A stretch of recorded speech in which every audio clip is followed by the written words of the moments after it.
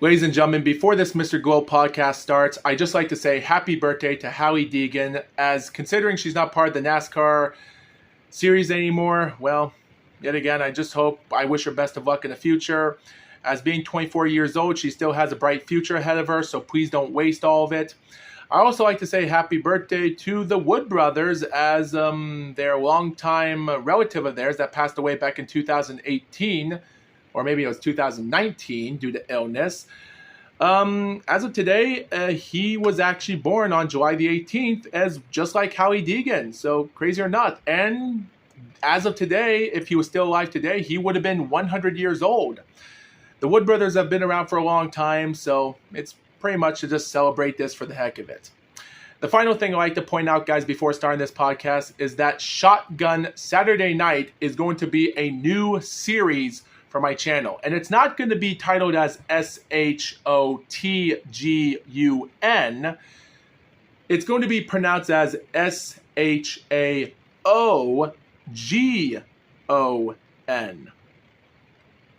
Shotgun Saturday Night. It's going to be a 25 to a 35 minute podcast of my own doing bare knuckle boxing. But I'm not going to call it a podcast, but it's just something new to talk about. Instead, I would rather just do bare knuckle boxing on that channel as well. If you guys enjoy it, I do want to think about making bare knuckle boxing a little bit of a prestigious thing on this channel. So it's probably for the best to do it as it's separate, and it's going to be really fun to talk about. It's just going to be a really short episode of episodes every Saturday night. So, and yes, it's like the WWF Shotgun Saturday Night, but you know what? It's probably best to bring that back. So with that being said, guys, enjoy this Mr. GLOAT podcast, and see you on the other side. All right, time to get down to the Mr. GLOAT podcast, ladies and gentlemen. Today we are one day away from the Undisputed Heavyweight Championship of the world. But before we talk about that, ladies and gentlemen, which might be a short podcast, I would like to talk about a couple other topics that have happened outside of boxing. The first topic I like to talk about, which is pretty funny to talk about, we have Australian V8 champion Shane Van Gisbergen from New Zealand coming out of NASCAR since last year ago. He had a good rookie season of winning 3 races in the Xfinity Series. Well, yeah, even though his wins were in Portland and Sonoma. Portland International Raceway, which is just a road course race as well, and the Chicago street race. But of course he failed on, finishing 12th place in the points, which it is what it is. But yeah, after 20 races of competition, he comes out after only having 4 top 10 finishes right now this year with 3 poles. And of course, 3 wins, 3 top 5s. And of course, his top 10 finish was in Austin, finishing 6th place, starting 6th in the Austin circuit race, which is a road course race. His best finish on a Roval track was finishing 20th place in Darlington in race 8. He finished 20th place in Kansas. He finished 14th place in Charlotte, North Carolina, in the Coca-Cola 600, and 18th place in Michigan. His positions haven't been that good. He's only started 30th positions a lot, but sometimes he makes up for them, but sometimes he doesn't do a good job, and then he has wrecks or DNFs a little bit. Not that much. After winning a week after the Michigan race, he wins the Mexico City race, the first race, by a wide margin of domination, which is rare in NASCAR Cup Series, and he did it easily, starting first and winning the race. And then a week later, he finishes 31st place in Pocono, 1 lap down after starting 23rd. He starts 35th in Atlanta and finished 24th, 3 laps down. And then we go to Chicago and Sonoma the next weeks later, and he just utterly dominates it like nothing. So it does question that he hasn't been that good in a lot of oval races, but I hope he does get lucky or something. He could still be a tough competitor if he gets lucky getting an interesting position, maybe in a Talladega race, or even, guys, if you can actually see, I can see a lot of interesting things happening in 2025 here for him.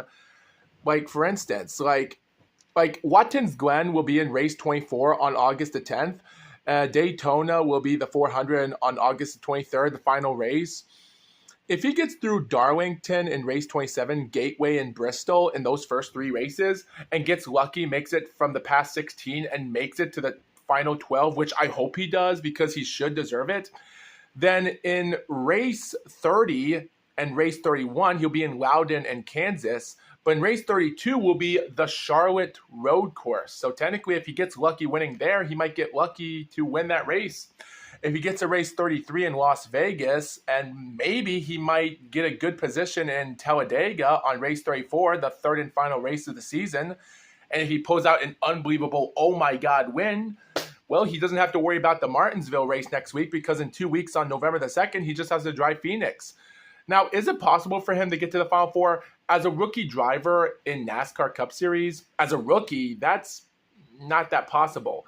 Yeah, don't get me wrong. Jimmy Johnson, Kevin Harvick, and even Carl Edwards had their great rookie seasons in their first year of NASCAR Cup, but I do find this one interesting. And guys, I've been trying to look up Howie Deegan and her career right now, and after finding about her running this year and everything else in the motorsports series, like, guys, I just feel bad there's just a lot of degenerate fans that are just more into sexual activities instead of supporting the drivers that are trying to make the big deal of making it big. Like, we already have reports about on Sportskeeda talking about strangers argue with Howie Deegan as her new 1966 Mustang turns heads at local gas stations, which is ridiculous.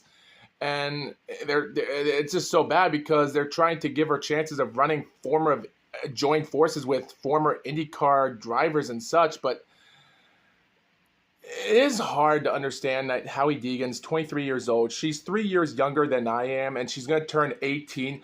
And as of I'm making this video, ladies and gentlemen, I'm already in support because her birthday is in July, which is also the reason why I'm talking about this. So happy birthday, Howie Deegan. But I just feel bad that she's just...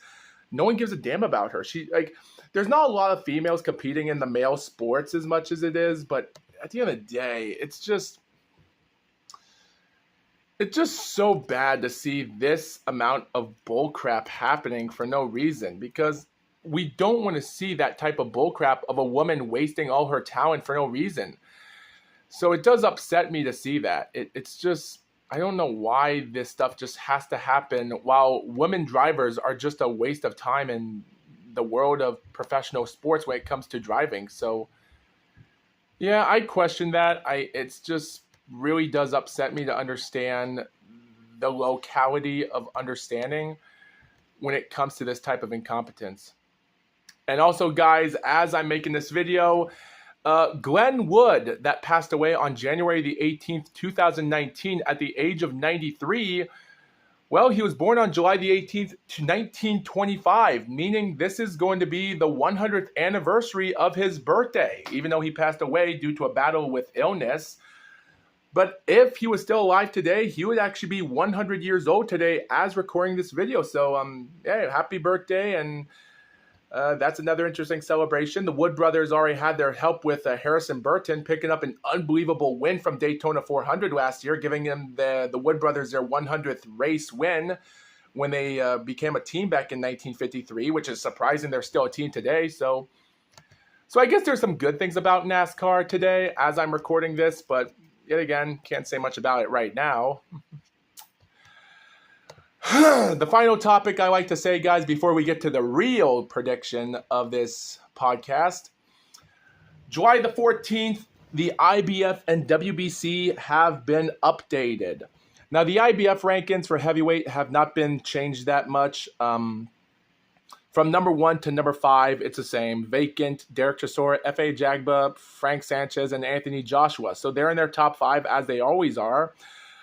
Moses Atama went up 6th at 1 spot. Same with Michael Hunter going to number 7, Richard Torres number 8, Martin Bacali number 9, and Jared Anderson number 10. Philip Hergovich was number 6 last month ago, but now he dropped down 5 spots to number 11. The last 4 spots are Bakadir Jalilov, Peter Kadiru, Gildo Vianello, and Lawrence O'Cauley from number 12 to number 15. The WBC rankings, unfortunately, have changed drastically. Well, the first 9, same, because from number 1 to number 9 are still the same as they were last month ago. Lawrence Okali, Anthony Joshua, F.A. Jagba, Martin Bakali, Philip Hergovich, Frank Sanchez, Bakadir Jalilov, Joey Zhang, and Richard Torres Jr. are still in the rankings as we speak. But the last rankings are different. Moses Atama was number 11 last month. He's now number 10. Deontay Wilder, same. He just went up 1 spot to number 11. Derek Chisora was number 14 last month. He's number 12. And Jared Anderson, well, he was number 15. Now he's number 13. New fighters are in. Justice Hooney is back in the rankings at number 14. He just got in. And Gildo Vianello is back again. He's number 15. So Murad Aliyev, the French guy from France, well, after his professional loss this recently, he dropped out of the rankings. And Andy Ruiz Jr., that was number 13, 3 spots behind from Murad Aliyev, that was number 10 last month. Well, he's out of the rankings as well. So can't say much about that, actually. Can't say much about that.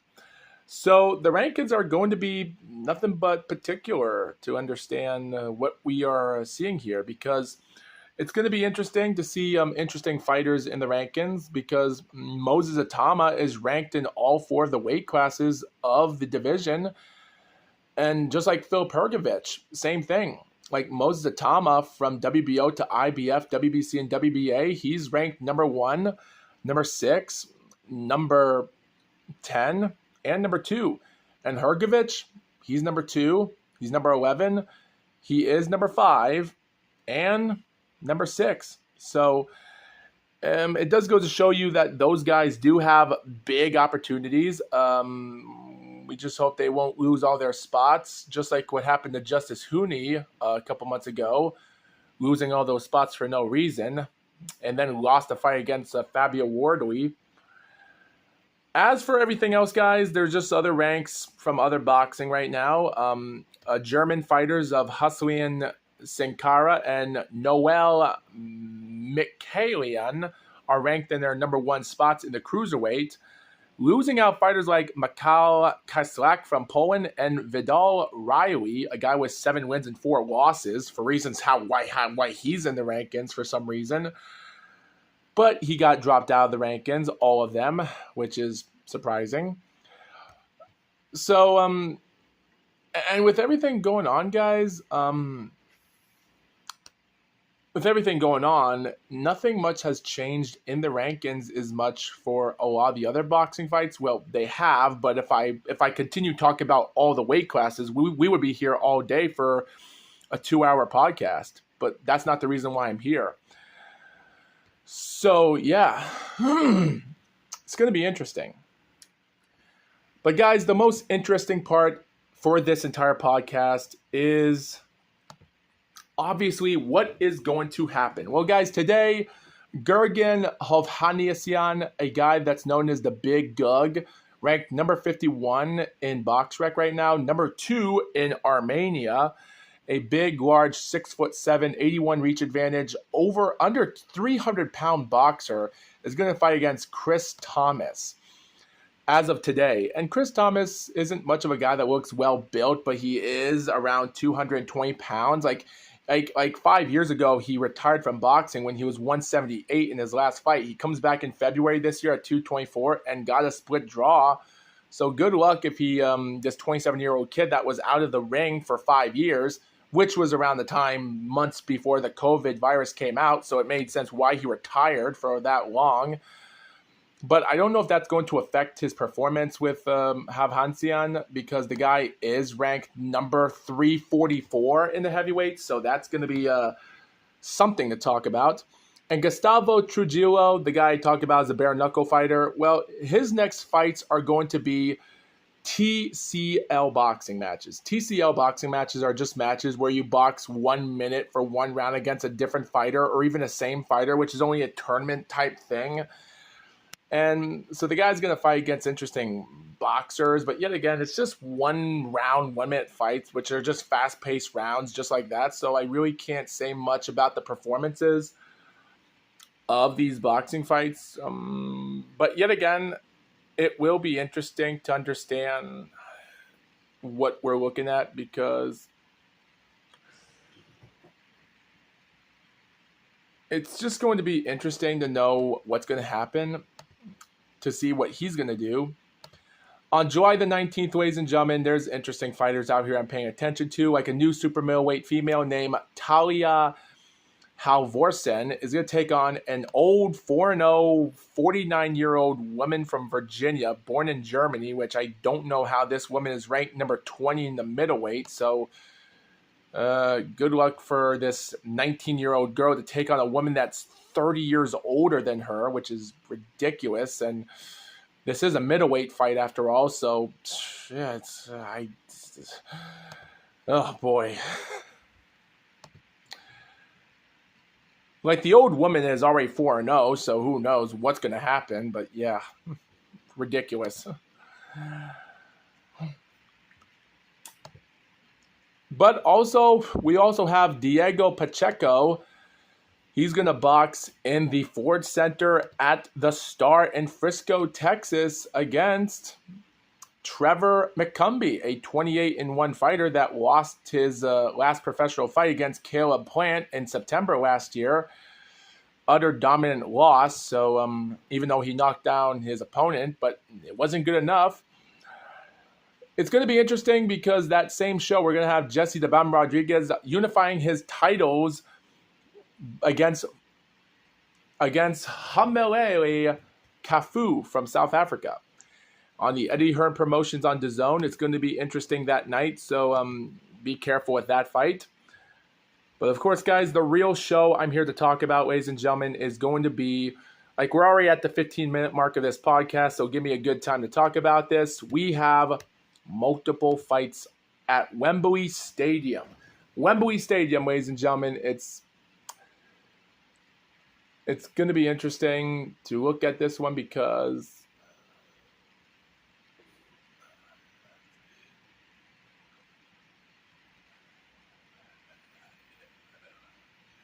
it's going to be interesting. So we have an interesting change in the brackets, ladies and gentlemen. So Vladislav Sirenko, a guy that just came back from boxing last year ago when he tried to move to the USA, and he boxed in 2024 in the Texas Troubadour Theater, where Oliver McCall is back in boxing the same venue. Vladislav picked up an interesting win against a nobody fighter. That was tough for him, and he got a couple more fights by fourth-round knockouts. He's taken on Solomon Decraries, a British fighter, which originally was a late replacement. This guy lost in a first-round TKO loss by a left hook against David Adelaide in December, 8 months ago, at Wembley Arena. So I don't know what to say about this one. Vladislav might pull out an interesting victory here, but it's going to be shock if he loses. We also have 5-0 Adam Hamed taking on a 3-24 fighter named Ezekiel Gregores. It's going to be an interesting 4-round fight because this guy's ranked number 569 in the super lightweight with 5 wins, 3 knockouts, born in the UK but being represented from the United Arab Emirates. Interesting enough. And then, of course, another fight will be Lasha Guruli, a 1-0 fighter from the country of Georgia, also in the super lightweight at rank number 176. His last fight was in March when he took on Bernard Abbé, a 6-0 fighter, which he went 6 rounds by a interesting decision, which is interesting enough. But it's going to be interesting to know how someone in his debut can defeat an interesting fighter like this, even though his resume wasn't that much to talk about. But seeing that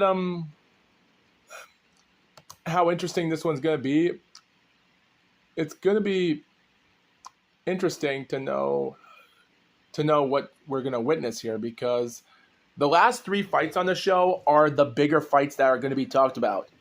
We have Daniel Lapine, an 11-0 fighter in the light heavyweight, a guy that's ranked in the rankings barely. See, Daniel Lapine, not much of a top fighter, but as a light heavyweight boxer, Daniel Lapine, has been doing an interesting job taking himself to interesting heights as a Ukrainian boxer, because he is ranked number 15 in the IBF right now, which is still, he's still ranked in that spot. Nothing has changed in the light heavyweight. It's the same thing as it was last month. None of the rankings have changed, which is weird because all of the rankings have not been changed, which is weird, except having Albert Ramirez being changing one spot up from Oleksandr Glovsdick, which was, that's the only thing that was changed. Like, he's now number 3 and Oleksandr is number 4. So yeah, nothing much in the rankings for light heavyweight has changed. Daniel Lapine is also number 8 in the WBA, but his opponent is going to be Louis Edmondson. So this fight might bring out an interesting 10-round fight because Louis Edmondson, not much of a ranked fighter than you think he is.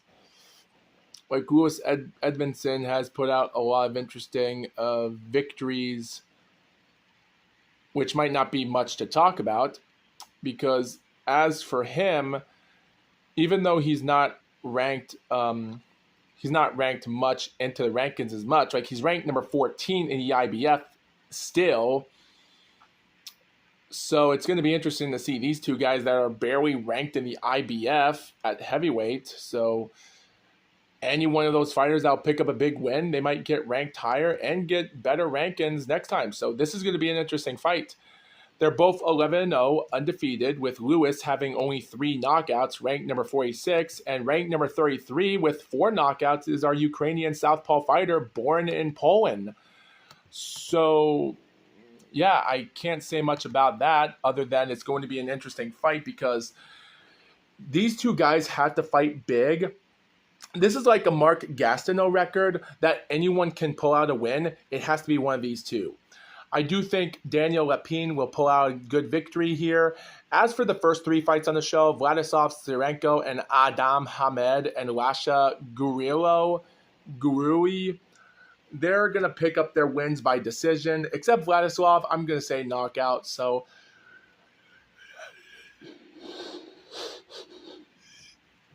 it's going to be interesting that those 3 fights will be easy wins for them. The super lightweight fights are going to be decision, 4-round, 6-round decision, and that's about it. This fight for the IBF Intercontinental Light Heavyweight fight will be a 10-round points decision against Daniel Lapine. But if he does score a knockout, good for him. But, guys, the other heavyweight fight on the show is going to be Lawrence Okali, former WBO Cruiserweight and WBC Bridgerweight Championship, fighting for his 3rd weight class. Taking on an IBO Cruiserweight champion, not a legit belt, but a guy that's defended the belt for a long time. His losses against Johnny Mueller back in 2014 might have been tough enough for him, but he continued boxing his way through competition, retaining his IBO belt as much as he could until he left in 2020 and became a professional heavyweight during the mid part after the end of 2020. Fought some fights, became IBO Intercontinental Heavyweight, and he should have won the WBA belt against Dubois easily. But by 2023, he goes on and he boxes against Riyad Murray and Sanad Gashi, which isn't much to talk about. His win against Riyad Murray was for the WBC Bridgerweight, Silver Bridgerweight, but his win against Sanad Gashi was a good interim WBC World Bridgerweight Championship. But, of course, he would actually, later in 2024, he would become the Bridgerweight Championship during a time when he lost against Justice Huni on March the 8th, but last year ago. But, yeah, after his win against May the 1st against 11-7 fighter, that was a nobody fighter, he is a Bridgerweight champion, WBC. So this is for the WBC Silver Heavyweight Championship. These are 2 former world champions, which aren't much of heavyweight boxers yet, even though they have boxed a little bit in the heavyweight. Lawrence Okali already retired from Bridgerweight quickly, just like that same year, to fight against a different guy from Wembley Arena last year in December by first-round knockout. So now he's trying to retain his WBC Silver Heavyweight title. The thing is, Lawrence Okolie does have problems when it comes to a lot of the abilities that he's been trying to do because, like an orthodox fighter he is against Kevin Lorana, that was a 6'1", 74-inch reach advantage southpaw fighter that's 33 years old, 1 year older than him. Lawrence is an orthodox fighter, but he does have a lot of sloppiness into his running. But last year, in 2024, was a really good career for him by knockout, so he is a changed person. But this 12-round fight has to be something that he has to prove because, got you this time, you little pissant. He is an 82 reach, half advantage, 6'5", so he does have that advantage. So I do have a feeling that if he does get 3 rounds by knockout, if he does get this guy by 2 rounds or even 3 rounds, just like Darren Dubois, like if he doesn't get him out and if he doesn't knock him down in a round or 2 rounds or even maybe 3 rounds, like even if it was like 4 rounds or so, maybe, or 5 rounds, but if he gets him like 6 or so rounds or decision, it might not be much of a fight to talk about for Okolie being another champion in boxing. So Lawrence Okolie has to put in a good run if he wants to make this fight big. So I hope he does bring that style into himself, and I hope he does. Which brings us to our last topic. Oleksandr Usyk versus Daniel Dubois. Now, Oleksandr Usyk is 38 years old. Dubois 27. Guys, this might be a full half an hour for me talking about this one, so here it is. So both guys are 78-inch reach advantage, both 78. Usyk is 6'3", Dubois 6'5", and even though Usyk can be a southpaw fighter if he wants to, by the stance, but there's a lot of interesting things that does bring out boxing a tough run when it comes to boxers in the division. But guys, here's the thing. Boxers that are in their age at the time are pretty obvious that the older you are, the wiser you can be, but the younger you are, the more energy you have, but you have to be smart to understand the old people still have a dangerous chin to themselves, and they can still bring out a good heavy punch if they want to. So Daniel Dubois has to be careful. But here's the thing, guys. There's some boxers out there, boxing fights that a younger fighter has lost against an old fighter before. Like Daniel Dubois already lost against an old fighter named Joe Joyce in 2020, and the guy was already in his mid-30s over that time. So it's crazy. In May of 2013, Vladimir Klitschko defended his titles when he was 37 years old against a 28-year-old Francisco Pianeta, a German guy or living born in Italy. And that guy was 28 years old. Even though he was a southpaw fighter, he got dominated in 6 rounds against Vladimir Klitschko. Easy win. Not bad. And, of course, at the time, there were other fighters that he was taking on not at his prime as much. But, guys, don't forget, back in April 2015, Vladimir Klitschko was 39 years old when Brian Jenkins was 30 years old at that time. And Klitschko won the title. Yes, they were 9 years apart of each other, just like Francisco Pianeta when he was 9 years apart of Klitschko. And Oleksandr Usyk and Darren Dubois, they're 11 years apart of each other. So, but the thing is, guys, if Usyk does win this fight, I can see one more fight left in him until he's like 39 years old. Do I see him trying to break any record when it comes to undisputed champion or a long-range champion like Klitschko? Good luck with that. And guys, ever since I heard that Counterpunch Boxing had a video that Usyk said after this fight he defeats Dubois, he'll have 2 fights left. That's just making it more ridiculous for boxing to say that he doesn't want to retire. And if he does lose, like, I just think maybe Usyk just wants someone to beat him up and win the fight deservingly. Like, who knows? And like I said before, guys, yes, Tyson Fury was 27 years old when Klitschko was 39 years old back in November. So they were 12 years apart of each other.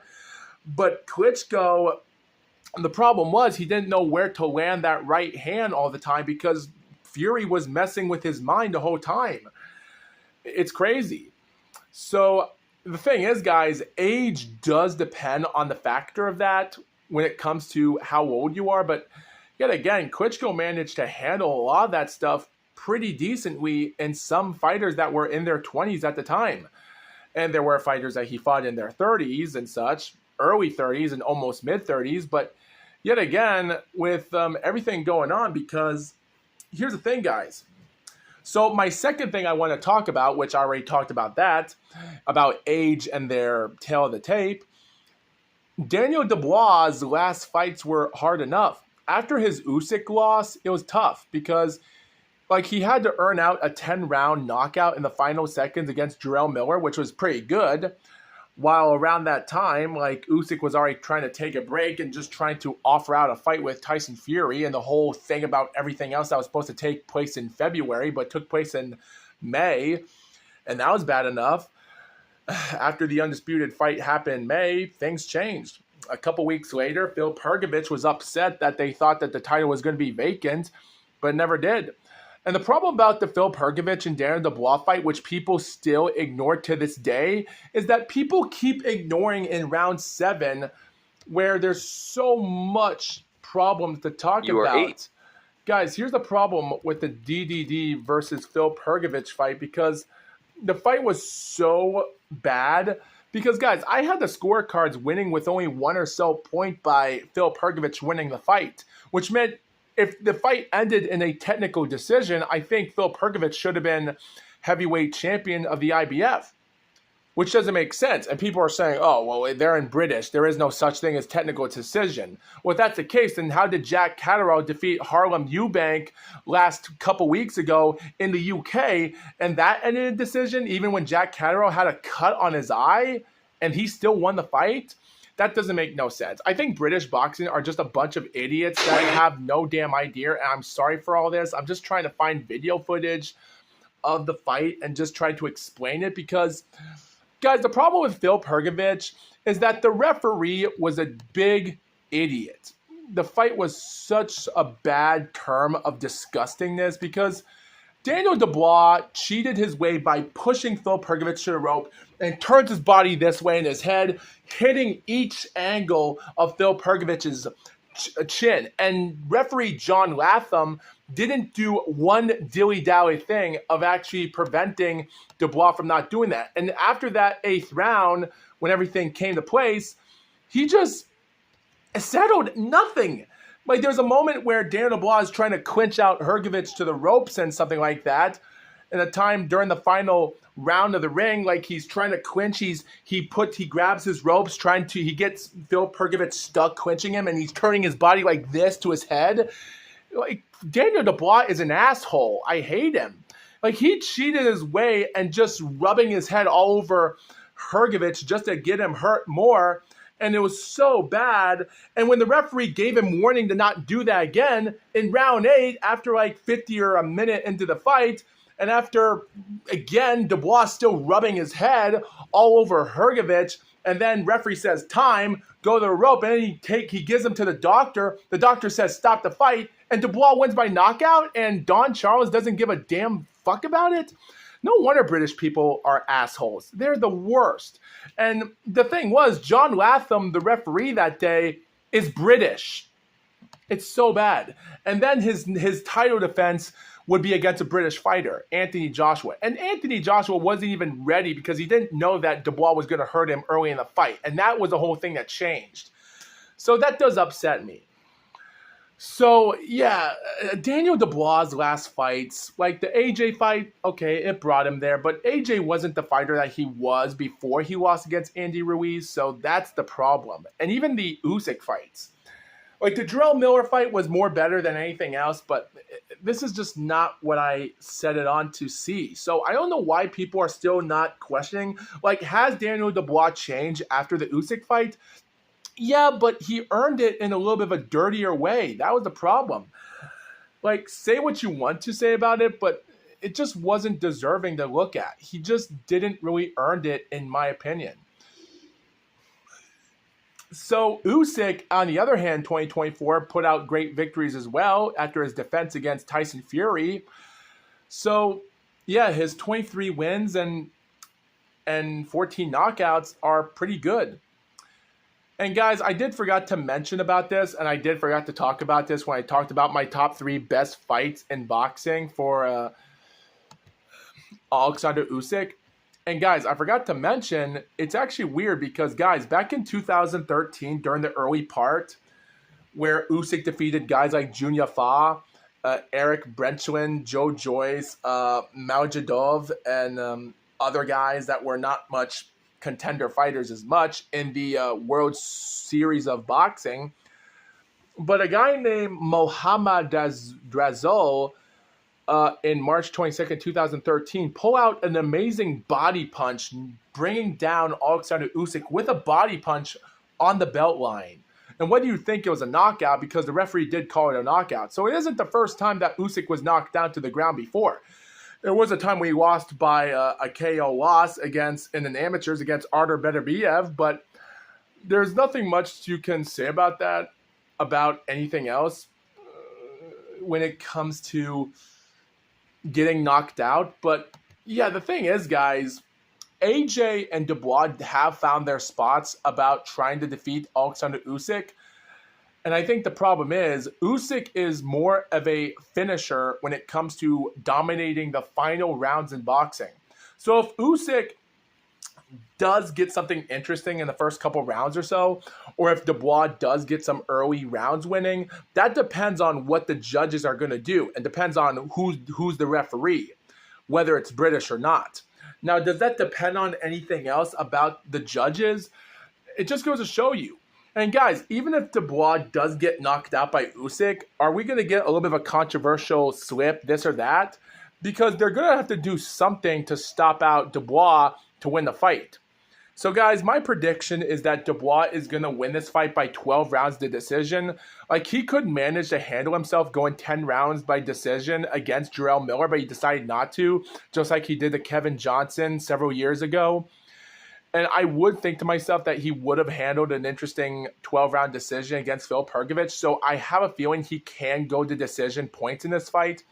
It just depends on what Oleksandr Usyk is going to do. Is he going to score a couple of knockouts in? And if it is the referee going to count it controversial?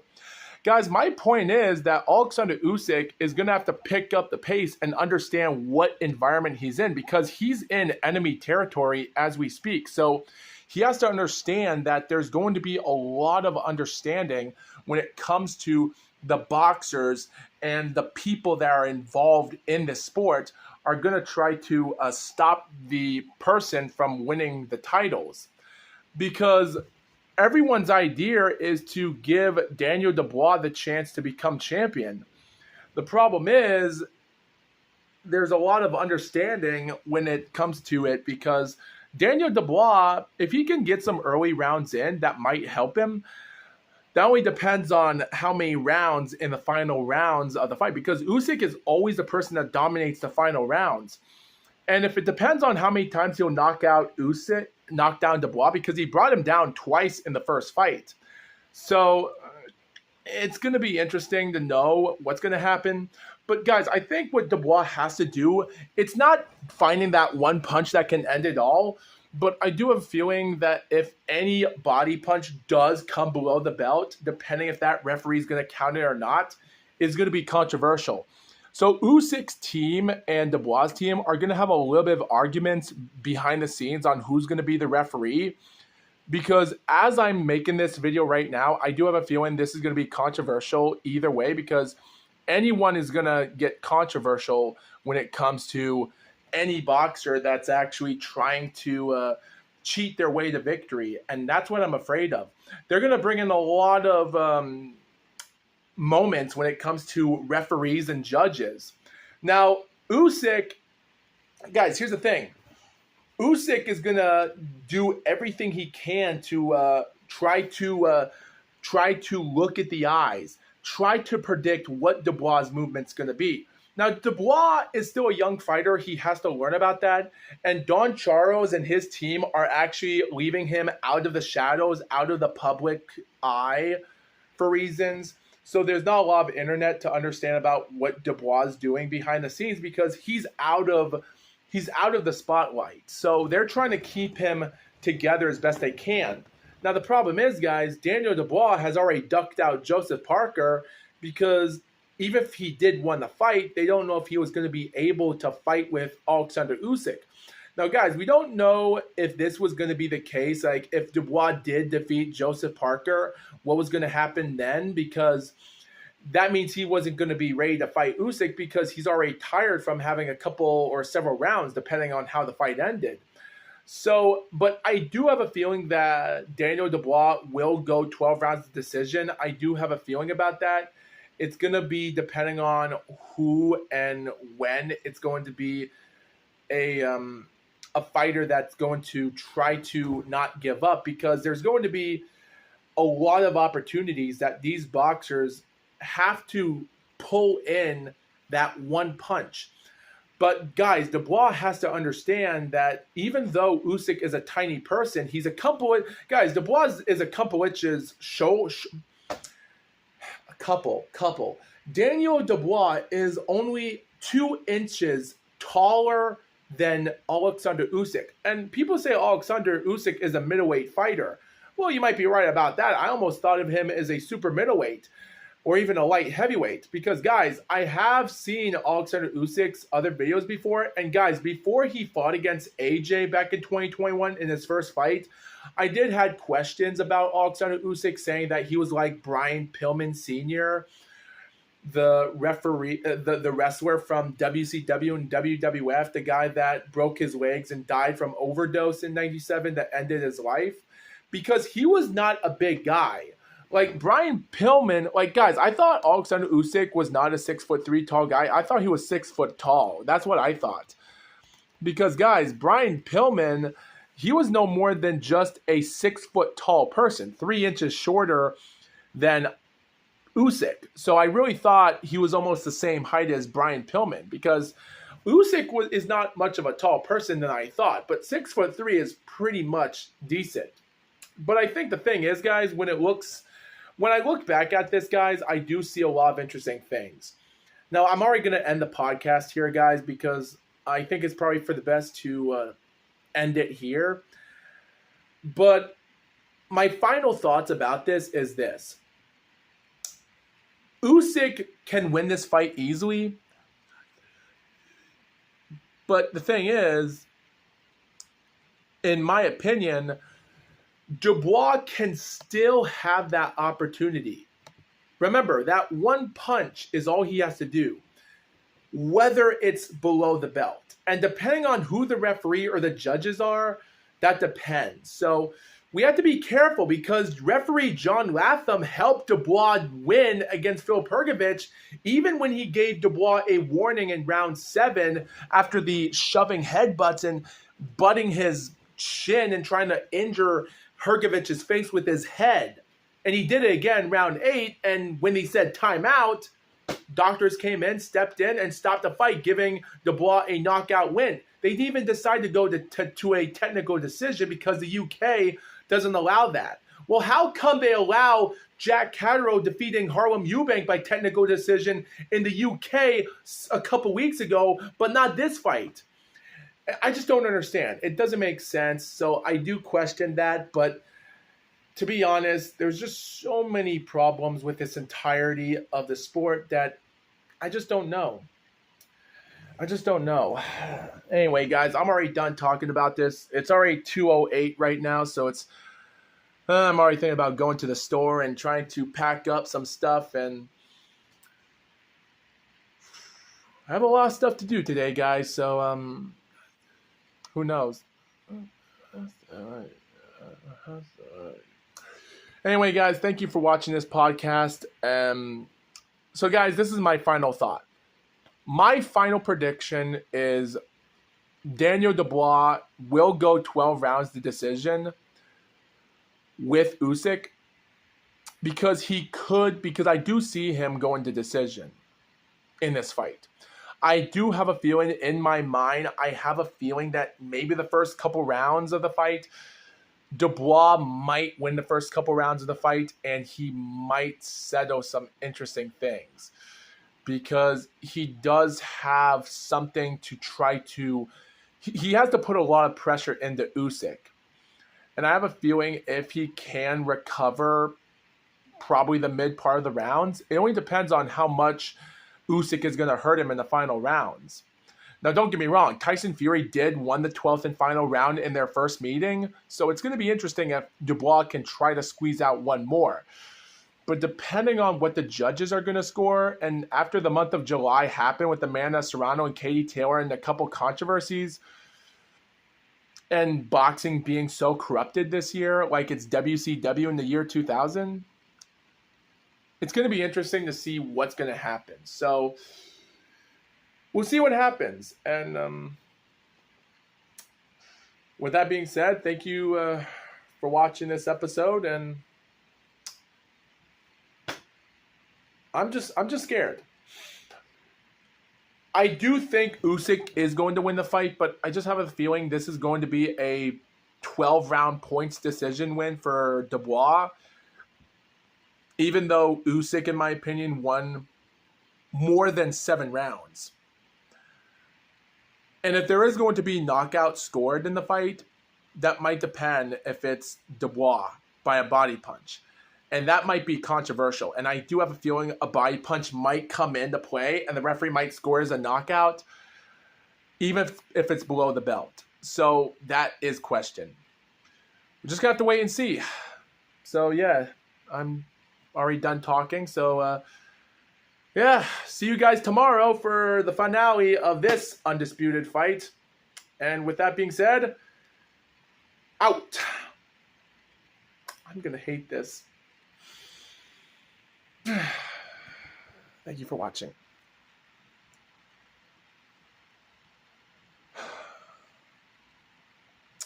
I'm going to be upset if Usyk doesn't win this fight. If this fight ends in controversial.